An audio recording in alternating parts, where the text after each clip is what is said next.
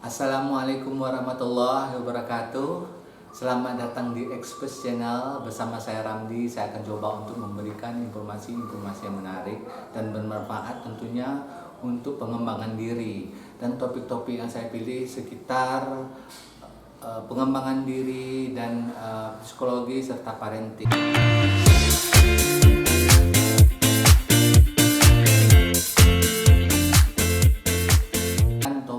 Pada hari ini yang saya akan bahas tentang goal setting, penempatan tujuan. Nah, berbicara tentang tujuan hidup,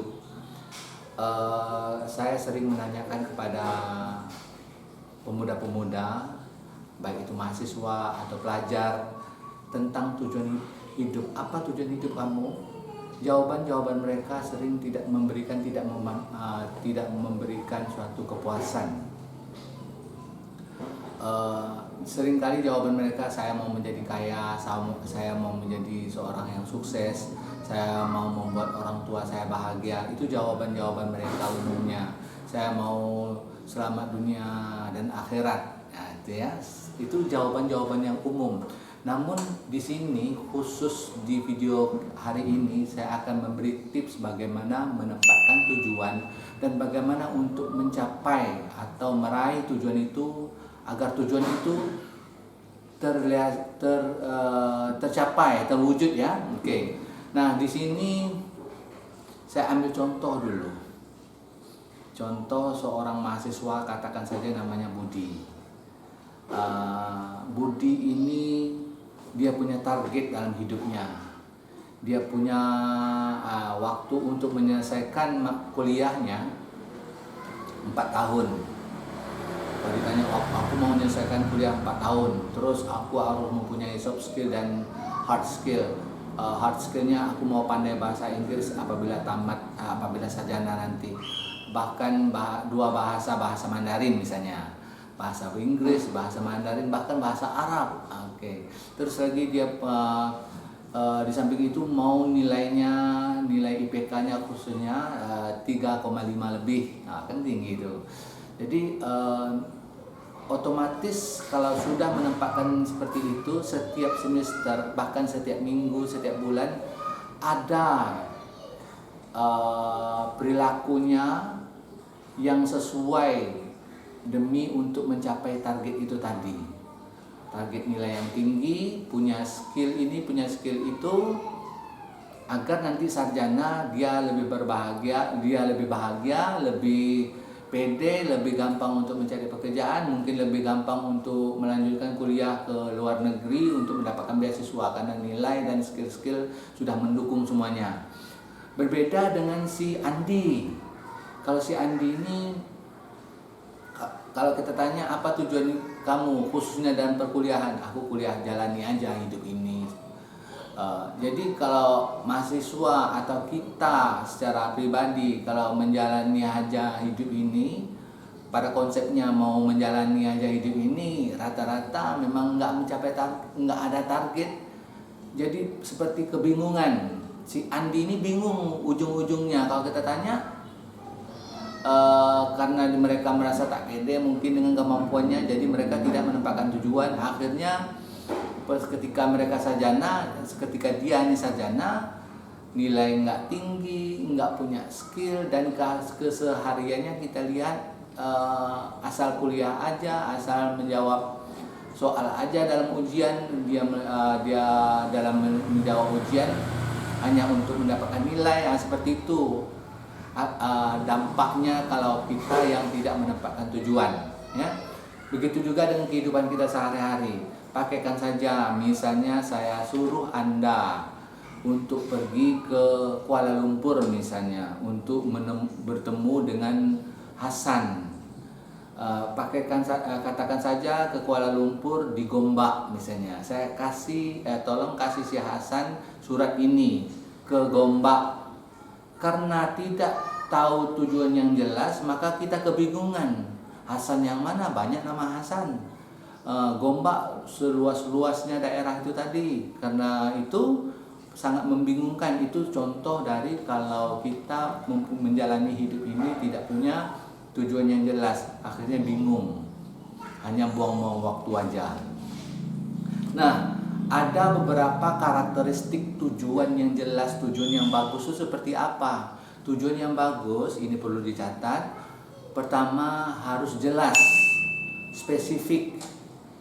Terus tertulis, tujuan itu memang harus kita tulis, ya. Tujuan harus kita tulis, tercapai, rasional, kemudian ada deadline-nya, ada time bounded-nya, ada deadline-nya, ada ada waktu kapan deadline-nya itu tadi. Sekali lagi tujuan yang jelas itu ada spesifik, harus tertulis, harus rasional, harus tercapai, harus tertulis, dan ada deadline-nya. Selama kita berpegang pada itu, insya Allah tujuan kita akan jelas dan mudah tercapai. Oke? Nah, sekarang apa tujuan-tujuan dalam hidup ini seharusnya kita bagi-bagi. Misalnya, ini contoh ya, secara umum. Pertama, tujuan kesehatan. Tujuan kesehatan, bagaimanapun kita hidup memang harus sehat, tidak bisa dihindari.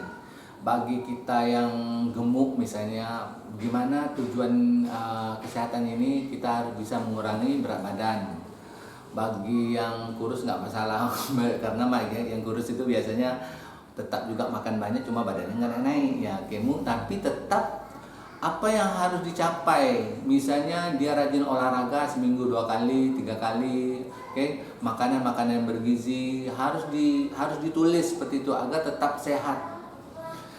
Bagi orang yang punya penyakit misalnya diabetes atau hipertensi misalnya, harusnya dicatat, harusnya mempunyai tujuan gimana menghilangkan penyakit ini tadi, karena penyakit ini nggak gampang, bukan kayak demam ya, harus punya tujuan-tujuan yang jelas agar tereliminasi penyakit ini tadi. Setidak-tidaknya bagi orang yang sehat juga, apalagi bagi orang yang sudah berumur 40 tahun atau 50 tahun, gimana tujuan kesehatan itu tetap tercapai dan tidak penyakit-penyakit yang tidak diinginkan ini menghinggap.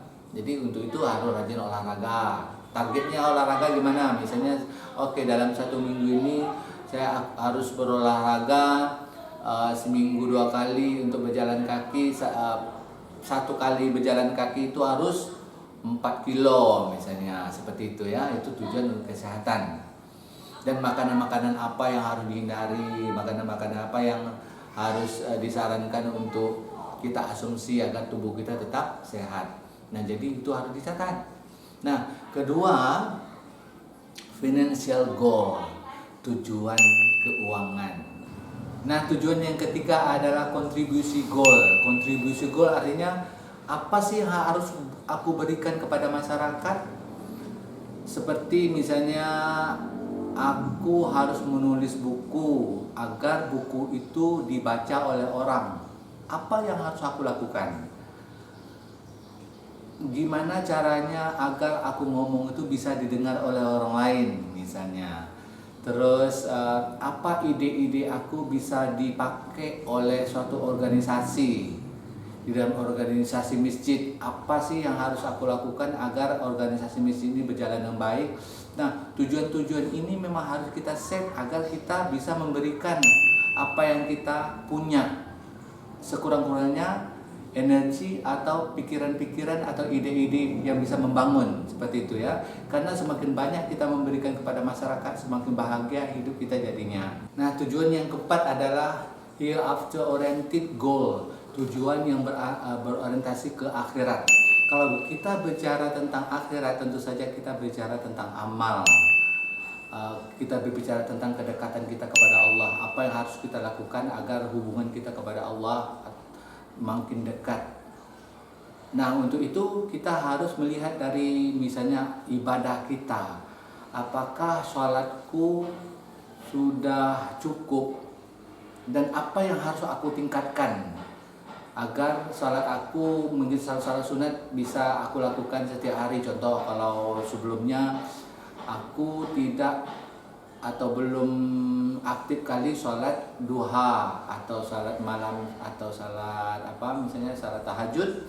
Nah, gimana caranya agar minggu depan atau bulan depan semua salat sunat ini sering aku lakukan. Puasa misalnya, yang sebelumnya kita jarang kali puasa Senin Kamis, gimana caranya agar kita puasa Senin Kamis rutin tanpa kecuali untuk minggu-minggu atau bulan-bulan akan datang. Nah, tujuan-tujuan ini memang harus kita set agar kita menjadi muslim yang lebih produktif. Muslim yang lebih produktif itu muslim yang semakin baik, semakin lama, semakin tua, semakin baik, semakin berisi, semakin banyak ilmu, semakin bagus ibadah kita. Tujuannya lalu kita set betul-betul. Tujuan jangka panjangnya apa? Oke, tujuan jangka panjangnya tahun depan aku harus jadi imam. Tahun depan aku jadi penceramah misalnya. Tahun depan aku harus hafal 30 juz misalnya, seperti itu. Dan ini yang harus kita set beneran agar hereafter oriented goal kita terwujud dan tercapai. Nah, itu aja mengenai tujuan. Itu contoh 4 tujuan yang bisa kita lakukan. Bisa saja Anda bisa menambah-nambah tujuan-tujuan lain. Misalnya bagi mahasiswa mau menampakkan keterampilan-keterampilan yang bisa mendukung dia untuk menjadi lebih berkompetens, itu bisa saja kita lakukan seperti itu ya. Oke. Nah, timbul pertanyaan, gimana sih mewujudkan tujuan jangka panjang? Karena kita lihat bahwa banyak orang punya mimpi yang tinggi, punya tujuan jelas sepertinya, tapi ternyata tidak terwujud, ternyata tidak tercapai. Apa sih yang harus kita lakukan? Gampang saja, kita lihat per hari, per minggu, per bulan. Apakah kegiatan-kegiatan yang kita lakukan itu per hari ada relevansinya ke tujuan jangka panjang? Misalnya aku harus menulis 2 buah buku misalnya. Apakah per hari itu aku ada baca buku, aku ada menulis? Kalau tidak ada baca buku dan tidak menulis sama sekali, kita biarkan ini setiap hari terjadi, ini bakalan tidak terwujud tujuan jangka panjang kita. Aku harus mengurangi berat badan dari 80 menjadi 65 misalnya. Apakah per hari aku ada olahraga? Apakah per hari aku ada diet mengurangi jumlah makan yang harus aku konsumsi? Nah, ini adalah langkah nyata untuk melihat apakah tujuan kita itu tercapai atau tidak di tujuan jangka panjangnya. Nah, seperti itu. Mudah-mudahan informasi yang singkat ini bisa memberi kejelasan, bisa memberi inspirasi. Dan saya akhiri dengan Assalamualaikum warahmatullahi wabarakatuh.